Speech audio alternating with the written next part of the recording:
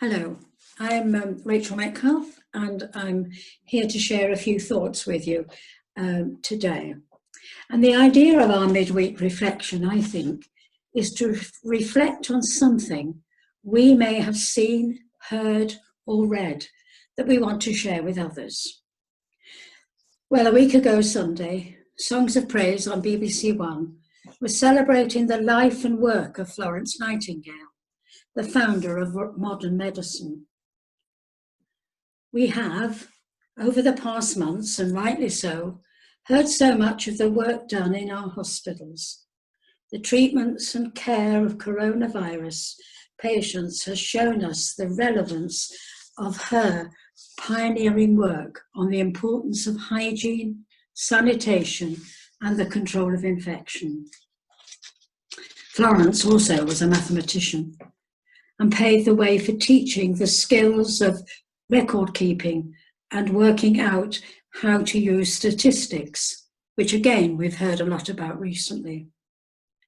So it seems so appropriate that Florence should be remembered at this time. She was born in 1820 and died 90 years later, which was 200 years ago. She was born in Florence. Her parents were holidaying. Hence her name, I wonder, but she was British. Her family were very wealthy, and she was expected, as were all young women of the upper class in those days, to get married, to bear children, and to run a household. But this was certainly not her ambition in life, and certainly lavish dinners and balls were not her scene. It was on the 7th of February in 1837. She believed she heard God speaking to her while walking in the local park.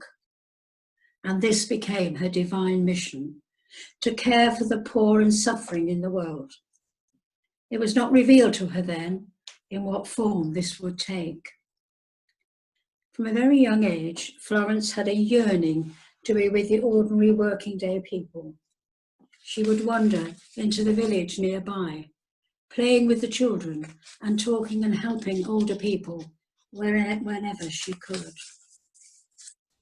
More and more she felt God was leading her to be a nurse.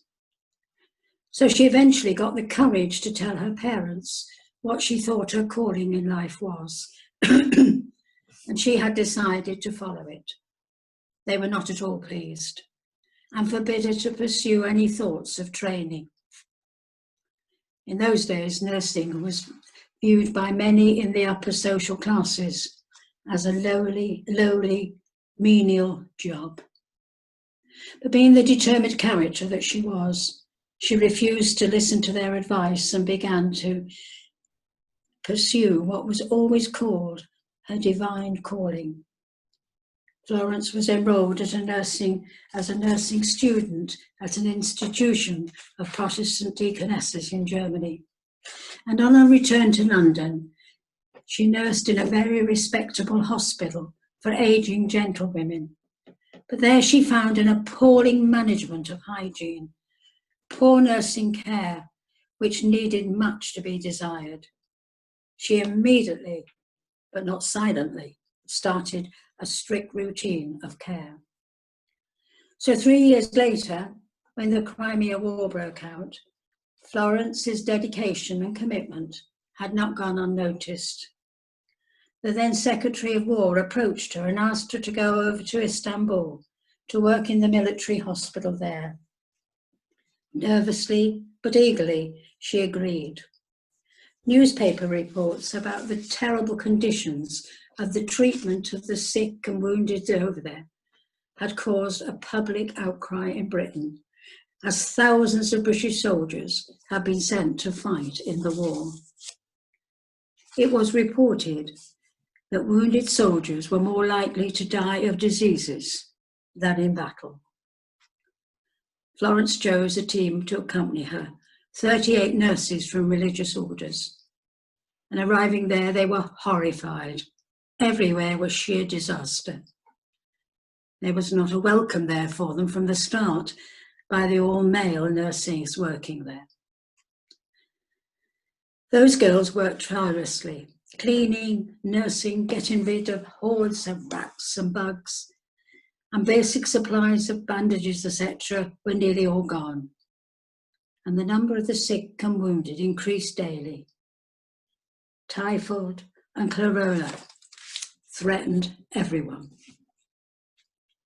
Florence was called by the soldiers the lady with the lamp. When she and her sister were young, they had a governess who would read a chapter of the Bible to them and pray with them daily. And the psalmist tells us, God's word is a lamp to guide us and a light for our path. And God's words spoke clearly to her, and she was able to speak words of comfort and encouragement to the soldiers as each evening, when all was quiet and it was dark, she would wander around the wards, leaving them with a prayer, an encouraging word of scripture, and the knowledge that there amongst them was someone who really cared, and reminding them too that Jesus loved them. Florence took as her example the character and life of Jesus. Jesus treated each individual as a special person, each having a unique face, being given a chosen name, and had their own special story. Like Jesus, who looked beyond the illness of those he healed to the whole person. So she looked beyond the wounded soldier who needed the nursing care to the inner person with all their anxieties, their fears and troubles. And we've heard over the past weeks how our medical teams have worked tirelessly to heal and to enable their patients to return to normal health. And because of the isolation from their loved ones, their patients have had to cope with great anxieties, fears and troubles.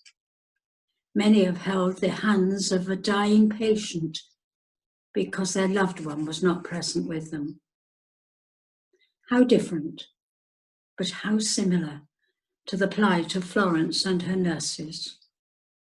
If we can picture in our mind's eye the devastation and agony in that military hospital, and then picture the scenes we have seen on our television screens of our hospital wards today. All the protective gear, the ventilators, oxygen, medications, comfy beds, all that modern equipment that was available to each patient. What a difference. We are not fighting a battle of wars, but a battle of the virus. And we owe so much to Florence and her nursing team. So much to subsequent reformers in medical and hospital care. On her return to Britain, Florence was given by the government as a reward £250,000, and with this she laid the foundation of professional nursing by having the nursing school at St Thomas's, London. It was the first secular nursing school in the world. She reformed healthcare in British society, and by writing books herself, she spread a great deal of medical knowledge around the world. And even in those days, Florence displayed an ability for collecting and analysing data.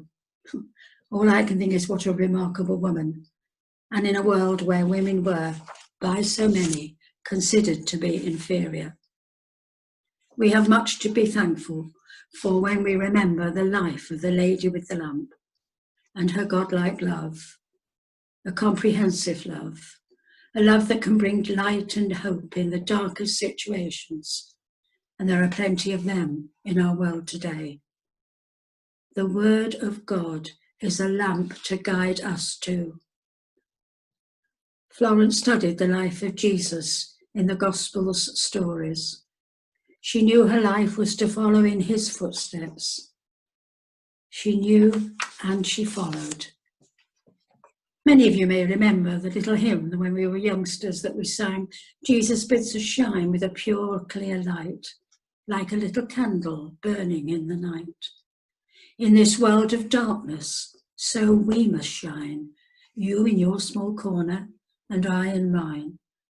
We don't have to travel to other parts of the world or even other parts of our country to bring light to the people whose lives are in darkness. Through many different kinds of pain today, amongst us in our city of poverty, homelessness, unemployment, financial problems, educational problems, loneliness, isolation. We don't have to look far to find in our small corner of this world someone who is in need of somebody to shine in their lives and bring them some practical help and also some spiritual blessings. Thank you, Lord, for Florence. Thank you that now young people are eager to follow her example. Nursing now is an honourable vocation, and all of us have so much to thank these people for. And God bless them all. Amen.